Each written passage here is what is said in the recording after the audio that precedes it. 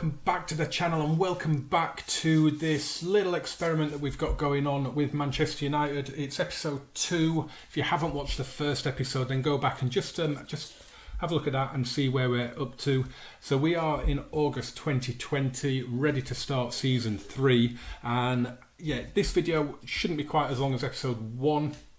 Basically all we're going to do is we're going to check out the summer transfers, then go all the way through to the end of the season, see how they got on, and then do that again for the next couple of seasons. So yeah, we're going to do the 2021 season, 21-22 and 22-23 in this video, and just see if Man United can reclaim their position at the top of the English game. I'm kind of surprised they didn't do it with the signings they've already made. Kind of surprised that they haven't done it already. But let's see how they do in this episode. So the first thing obviously that we're going to do is we are going to have a little look at them. So of course Antonio Conte is the new manager. Marcos Llorente is their captain. Wow. Kylian Mbappe is at Manchester United. They have... Wow. I'll have a look at that in a minute. I'll see how much money they've got. I forgot to do that at the end of the last episode. They're still rich, so they've got money. So this is going to be interesting to see who they have brought in. So let's have a look, shall we? They spent 277 million and recouped 85. So Kylian Mbappe came in for 173 million pounds paid up front by the look of that. There's no add-ons, is there? Erling Haaland from RB Salzburg. He is a 20-year-old striker, a wonder kid. He's not a new gen either. I've never heard of him. I might have to have a look at him on other saves. He looks decent. Guilherme Arana from Sevilla has come in for just under 18 million. A left back, 23-year-old Brazilian. And Jerome Onjuene from Salzburg as well. He is a centre back. Not great on the tackling, but the physicals look like they're pretty good. So do the mentals. So he looks like he could be quite a decent defender. In terms of players that have gone out, Federico Chiesa has gone to PSG for 79 million. Man United bought him for 65 million back in the first season. So they've made a profit on him after getting 2 full seasons out of him as well, and 2 good seasons as well. George Saunders, I assume, is... yeah, he was brought in, wasn't he? God, he's old. He was brought in on a free in the first season. A lot of loans, not really bothered too much about them. Joel Pereira gone out for a little bit of money, so not really made a lot of money. So let's just have a quick look and just see what their finances are like at the minute. So their transfer budget at the minute is £19,677,685. And they have 21, is that 21 million? No, 210 million. They've got 210 million in the bank. That is 19,600. Yeah, that's bizarre. So they've got less than 20, they've got 200 million in the bank and less than 20 million as their transfer kitty. That's strange. Right, let's have a look then at the Premier League table. Who have we got in there at the minute? Anyone? Oh, Aston Villa have made their way back up there. Leeds are up there as well. Norwich are up there, so a bit of a portent for this season. Stoke are back up there. So yeah, it's quite a strong division, that, isn't it? I mean, teams like Bournemouth, Brighton, Cardiff are still up there. They could be in for a struggle. Let's have a look then at the season preview. We didn't do this before in the last episode, but we'll have a look now. Man United again, tipped to finish 6th. They need to be finishing above that, really. Norwich, Leeds and Cardiff are all the promoted teams, and they're predicted to finish as the bottom 3. It's not really the point of the save to look at that, but it's always nice to have a look, isn't it? So let's have a look then at Man United's schedule and see who they are going up against. So they're in the Europa League this time around, and they kick off the season away at Liverpool before playing the 2 promoted teams, Norwich and Leeds, then Stoke and Bournemouth. So they've got a tough first match. But then some very winnable games. They've got 5 winnable games in a row. The Europa League hasn't been drawn yet, neither has the League Cup. So, yeah, I think what we will do is we will go through now until the end of the season and let's see how they've got on.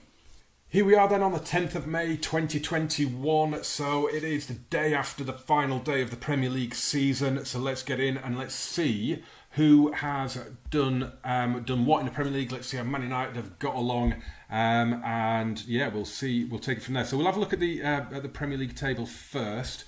The English Premier Division, and we can see straight away there that Manchester City have won it. Let's see that. Oh, Man United, look at that. They finished third. So they've immediately made a massive improvement. So I'm assuming Antonio Conte is still in charge. They did finish 21 points behind their City rivals and 13 behind Arsenal. But they were comfortably there in the top four. Liverpool, I don't know if you noticed on that previous screen, had just sacked Diego Simeone as their manager. So I have no idea about their managerial situation. It's not the focus of this little experiment, so maybe the next one will be. Who knows? You can see down here, Isco's had a very good season then with 13 assists, joint top with Bernardo Silva at Manchester City. Callum Wilson is still at Bournemouth in 2021. Don't think that's going to be the case in real life. Right, okay, let's have a look at Manchester United then.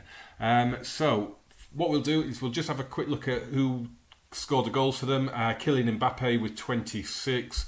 Erling Haaland got 17. Patrick Cutrone got 15. He's out on loan. He's now out on loan at Lazio. That's amazing. So we've gone from the start of this little experiment. They had very, very few players, and in fact, did he join in the first season? Yeah, he did. And they're now at the stage where they can loan him out. So that shows the rebuild's going pretty well. Marcus Rashford, Diego Jota, Jesse Lingard all in double figures. Then we've got Rabiot, Isco, and then a few players out on loan there have scored a few goals where they are as well. Let's have a quick look at the overview, and it is still Antonio Conte as the manager. So let's see if they did bring anybody else in. They brought in Marco Asensio on loan from Real Madrid, but he didn't really do that well. He played well, his ratings are good. I suppose 3 goals, 3 assists in 11 Premier League games isn't too bad, is it? I don't know whether they will make that deal permanent. There's no fee arranged to make that permanent, but yeah, not a bad signing, I guess. Did they sell anybody? Alfred Finnbogason went out to Dinamo Zagreb for 3.2 million, and then there were a few more loans as well. So not bad. Let's have a look at the schedule then, and let's see how they did in all the competitions. So they got off to a bad start, losing at Anfield. Norwich, Leeds and Stoke were all beaten in the Premier League before a couple of defeats to South Coast clubs. Europa League, they probably got through this. Let's have a look at this then. Group L, yeah, they topped it with 6 wins out of 6, finished 11 points clear. But you would expect nothing less with that group, would you? I mean, if they didn't win all 6 in that, you would be worried. The Carabao Cup, they got through against Burnley, and they got through against Aston Villa, and they lost 3-0 to Manchester City in the quarter-final. So who ended up winning it? Oh, Man City. Of course they did. Not really surprised at that, are we? That Man City won that. Let's have a look at the FA Cup then. So they got through against Plymouth by winning 8-0 against Plymouth. Wow. Diego Jota got a hat-trick. Jesse Lingard got a couple. That's a big, big win against Plymouth Argyle. In the 4th round, they beat Gillingham 3-1, so quite an easy run. In the meantime, they were also getting through against Sevilla in the Europa League. They then beat Leeds 4-0 at Old Trafford in the 5th round of the FA Cup.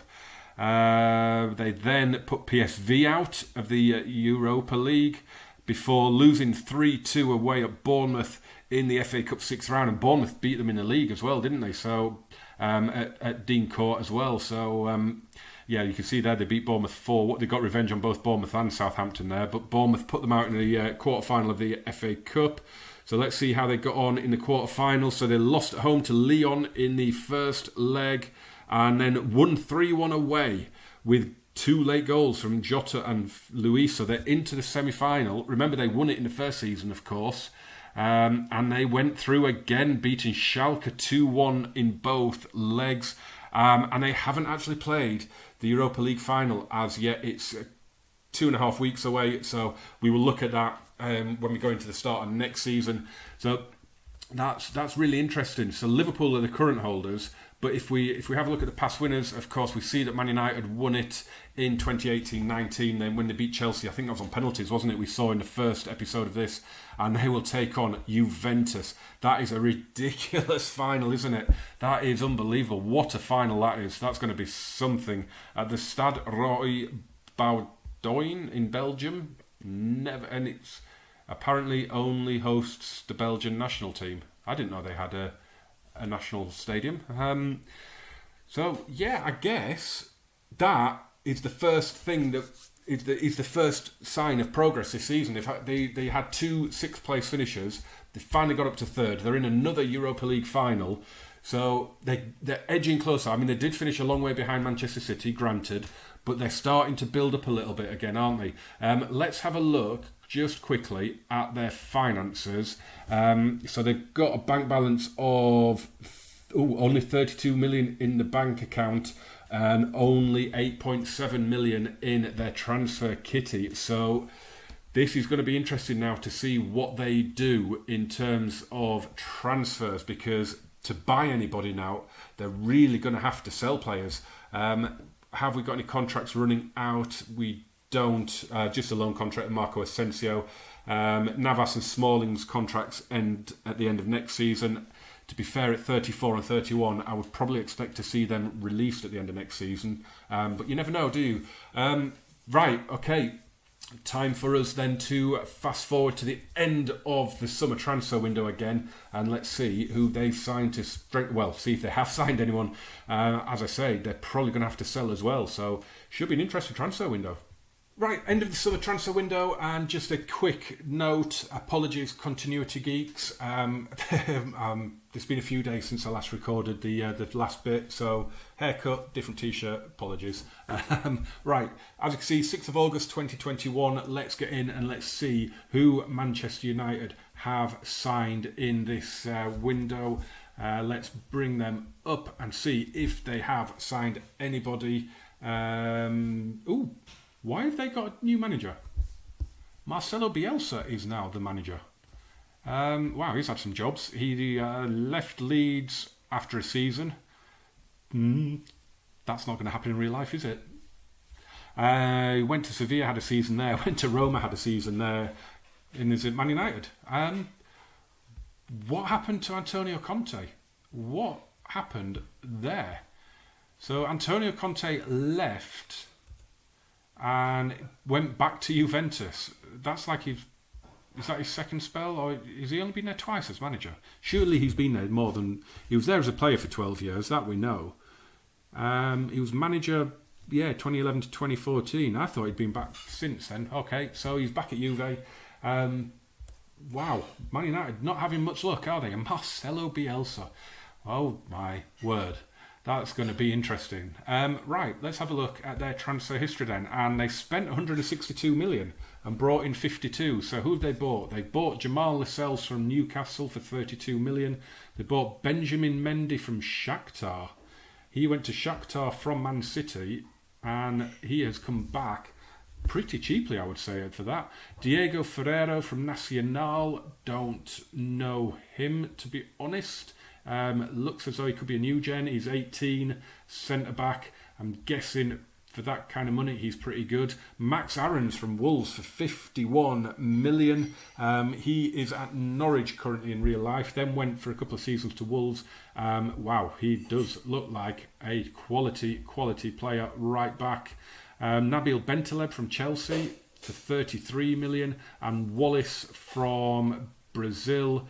He has come in for some pretty decent money, but he's another centre-back and looks phenomenal as well, looking at the amount of green attributes there. He's coming for 20 million. On the way out then, 52 million. Guillem Arana to Atletico Madrid. Samuel Gigot has gone. James Forrest has gone to Norwich. And Chris Smalling has finally left the club and gone to Villarreal for 10.5 million.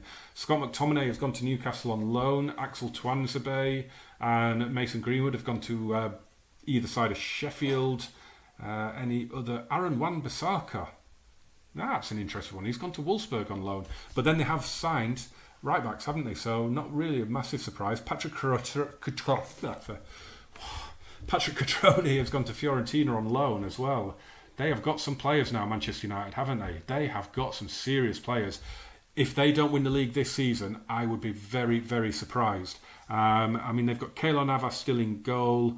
They've got Max Aarons now and Kevin Mbabu as their right backs. They've got Luke Shaw still at the club, although he's unhappy at the minute.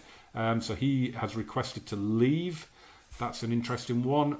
They've just got some really good players now, and obviously they've got Kylian Mbappe, haven't they? They really should be winning the league this season. So let's just have a quick look at their schedule, and then we'll have a look at the season preview. So they kick off at home to Stoke and Watford, then Chelsea and Wolves away before a home game with Tottenham, and then away at Liverpool. So a fairly easy start, and then it gets tough quick. So let's have a look at the Premier Division. Obviously, we haven't had any of the cups drawn yet. Let's see. Season preview has Man United finishing 6th again. That's interesting. They finished 3rd, of course, last season, didn't they? But yeah, I would have thought they would have been up there to finish higher than that, to be honest. But let's see if the bookies are wrong. Let's fast forward to the end of the season. Here we are then. It's the 9th of May 2022. Let's see then. Let's waste no time. Let's see who is winning the Premier League. And it's Man City again. Let's see where United finished. They finished 3rd again. So that is not bad, is it? They finished 3rd last season on 75 points. This season they've done it on 80. So they've matched last season's position, but increased their points. Manchester City are really just the dominant team at the minute, aren't they? They've won the last 2. So yeah, 3rd again though is not too bad. Let us have a look at their squad and everything that they've done. Is Bielsa still the boss? He is at the minute. He is their manager at the minute. Actually, let's see if they sign anyone in January. They got Carlos Alberto Bedoya from Millonarios for 625k. He's valued at 5 million. He's a goalkeeper. Hasn't played for them yet, so I don't know if he's a wonder kid or if he's one for the future. In terms of players going out, they did sell Luke Shaw to Burnley for 10.25 million, and then there were a few loans as well. So let's just have a look at the players and see how they got on. So Marcus Rashford, wow, 33 goals this season, which has attracted attention of Chelsea. Kylian Mbappe got 32 with 20 assists. Whoa, he is now wanted by Bayern Munich. That's an outrageous season. 56 appearances, 32 goals, 20 assists. That is ridiculous. 16 goals for Haaland. Cutrone, who is out on loan, got 11 goals. And then we've got quite a few into single figures. In terms of assists, well, it's Mbappe and Isco. Isco's had a brilliant season, 4 goals, 20 assists in 53 games, and it's a massive drop down then to Luis Jota and Bentaleb on 7 apiece, although Bentaleb's done well to get those figures for those appearances, to be fair. Right, let's have a quick look at their schedule then, before we sim forward again. Oh, one thing I didn't do. Last season they got to the Europa League final, didn't they? And I didn't have a look at how they got on. They lost it on penalties to Juventus. So they won the Europa League, was it against Chelsea, wasn't it, in the first season on penalties, and they've just lost it on penalties to Juventus this time around. After Marcus Rashford had scored, Chiellini had equalised. Chiellini's still playing. The guy's got to be like 50. But let's have a look at this season then, and let's see how they've got on. So do you know what? I'm gonna filter it, and we're gonna just have a look at the FA Cup. They're in the final. They're in the final of the FA Cup. They've beaten Stoke, Wolves, Tottenham, Brighton, and Norwich on the way, and they will take on Liverpool in the FA Cup final. That is in 5 days' time. So when we fast forward through to the end of this summer transfer window, we'll have a look at that.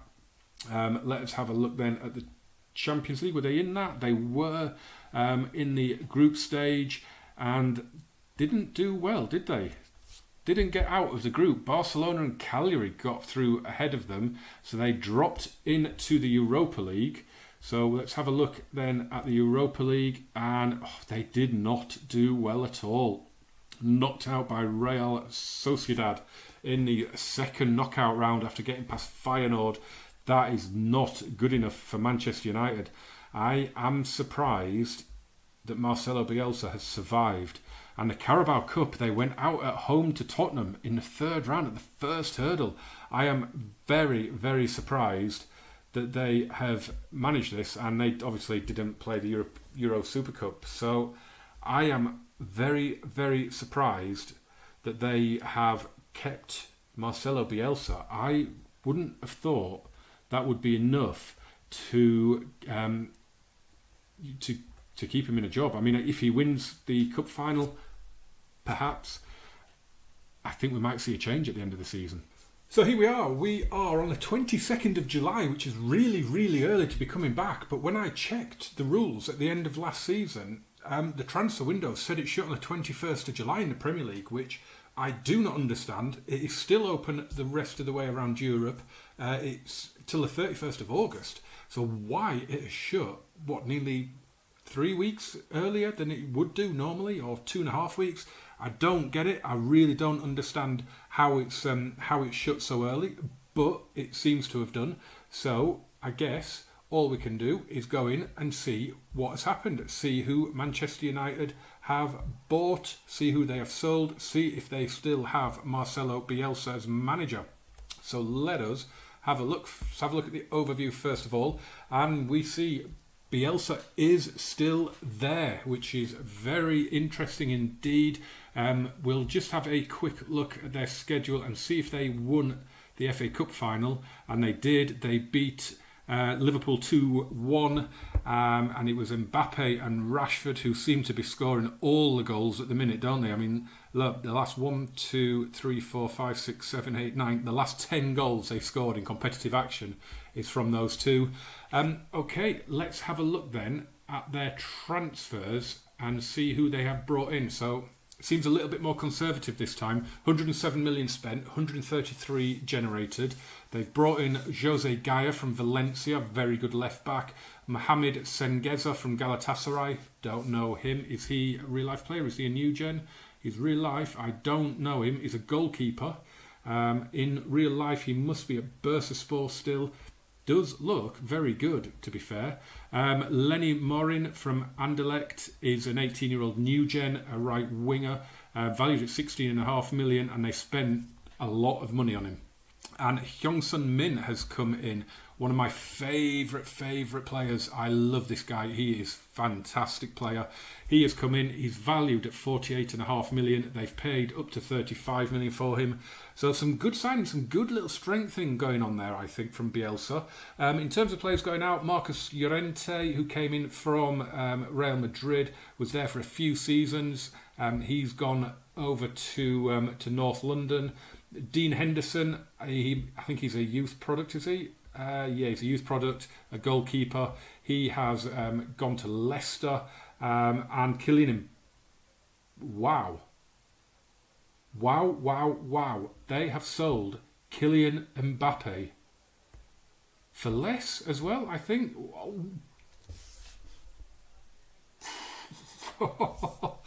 Who is doing Manchester United's transfers? They've spent 173 million on him. They've had him for 2 seasons, and they've taken a £77 million bath on him. That's ridiculous. And look at that, 431 million in total transfer fees. How have Bayern pulled that one off? That is absolutely ridiculous. I wonder if he was coming towards the end of a contract, potentially. Was he maybe not going to sign a new one? Why would you let him go for almost half what you paid for him? I know it's a bit skewed because when they bought him, they had all the money from the beginning of the game, but that is bizarre. Another good one, Scott McTominay has gone to Watford for 6 million, which is a brilliant signing for Watford. I reckon those stats will be a little bit better on FM20, but very good signing for Watford, I would say. Right, let's get to the Premier League then, and let's see where they are expected to finish. And it has got them again finishing 6th. So I think it's been sixth the whole way through, hasn't it? The last 2 seasons, of course, they have finished third. So it'll be interesting to see if they can keep up with that. They do have Rashford in the Dream 11. And yeah, I'm a little bit surprised at that. So let's have a quick look at the United squad. Let's just refresh ourselves with it. So they've still got Keylor Navas, but it looks like this guy, Sengeza, is going in as their starting lineup. They've got Max Aarons as well. He's just been brilliant, hasn't he, for Norwich? And he looks wonderkiddish on there, doesn't he? It's not looking like a bad squad at all. But with you see a few players here still wanted, with the transfer window still open around Europe, that could be interesting. And it's interesting that there's a couple of English clubs wanting a couple of their players. But if I take you back in just quickly and have a look at the rules, scroll down to transfer window, and at the minute, all we've got open now is the free transfer window, which is open until the end of March. So the summer window in England has shut, and I don't really get it. It's bizarre. But let us have a look at their schedule, see who they've got. So they will be in the Champions League. That hasn't been drawn yet. So they start with Cardiff, Wolves and Bristol City. So potentially a good start to the season there. And then they've got Tottenham and Arsenal back-to-back before Leeds, Burnley, Brighton. And then the Champions League starts. And of course, we will go from there. So yeah, let's get through then to the end of the season. And let's see what Senor Bielsa has managed to achieve. Right, so here we go. We are at the end of the 5th and final season of this video. Have Manchester United managed to get themselves the Premier League title or any other cups? Has Marcelo Bielsa lasted the season? Have they finally done what they threatened to do? Let's have a quick look at the Premier League table. And oh my word, look at that. They got themselves to second. They lost the title on goal difference to Manchester City. Let's have a look at they were top for a long time there, weren't they? And then they just lost out on goal difference to Manchester City. What a title race it looks like that was. Absolutely fantastic for them. So unlucky to lose it on the basis of 2 goals. They beat Watford 3-2 at home on the final day, and Man City actually lost to Cardiff on the final day. So, I mean, it needed a big goal swing on the final day, and they didn't quite get it. But unfortunately, I mean, it's their best season. It looks like they're back on track, doesn't it? But Man City have the hat-trick now, 3 in a row. But it did look as though Man United were back on track. Let's have a look. I assume from that Bielsa is still there. And for the first time in his career, Marcelo Bielsa completes 2 seasons in club management. Felicidad. Well done, Marcelo. Did they sign anybody else? They brought in Matias Palacios from Union de Santa Fe, 21 years of age. So potentially... Oh no, he is a real player at San Lorenzo. Haven't come across him in my Estudiantes save, I don't think. In terms of players going out... Oh, well, Palacios went straight out to Malaga on loan the same day they came in on transfer deadline day. Phil Jones went to Bournemouth for rising to 8 million. So let's have a look then at the squad. 51 appearances for Marcus Rashford. He got 25 goals, so a little bit of a drop from last season. But it looks as though this time around...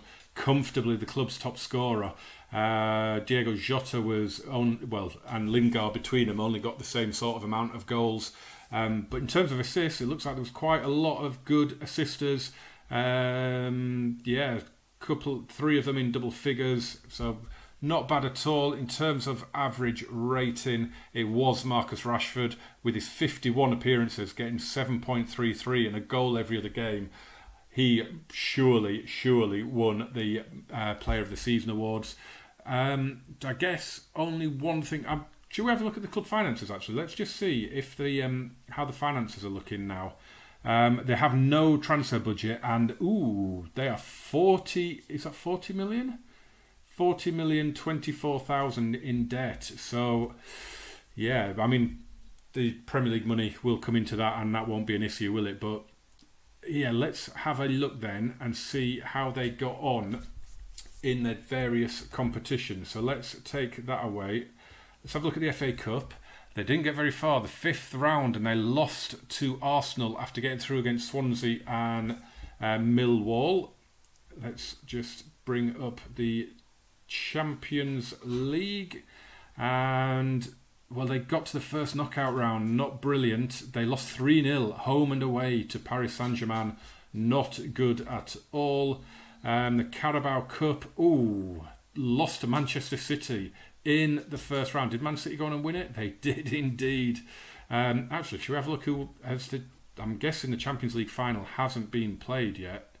Let's have a look. Who's in the final? It is Tottenham against Bayern. Oh, interesting. So they didn't go into the Euro Cup. The Carabao Cup we saw, didn't we? Did we? And yeah, and we saw the FA Cup, of course. They went out to Arsenal. So no trophies this time around. They wouldn't have been in the Super Cup, would they? No, and they wouldn't have been in the... God, they were in the Community Shield and they lost it to Manchester City. Oh my word. Have Man City just won everything this season? Who won the FA Cup? Let's have a look. Who won the FA Cup? They've not played the final, have they? Of course they haven't. Who's in the final? Liverpool and Chelsea. So that is it for this, guys. That is it for this this first of this experiment. I do hope to do another one. Let me know in the comments if you've enjoyed this.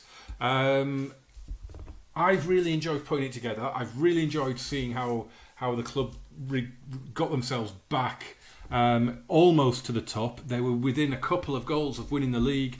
I have a feeling that if we did it for another couple of seasons, they would. What I might do if I get chances, when I've got a little bit of downtime, I might sim forward through 5 years, and then we could maybe revisit it and just go through, because I get the feeling they're on the brink of something. But the problem is, isn't it, the money has dried up. So, but yeah, let me know in the comments. I'm wondering whether to do it with Liverpool. I'm wondering whether to do it with Man City. I'm wondering whether to go abroad and do it with like PSV or PSG or Bayern or Juve or Real Madrid or Barca. So let me know in the comments. I think this sort of thing would only work with a top club.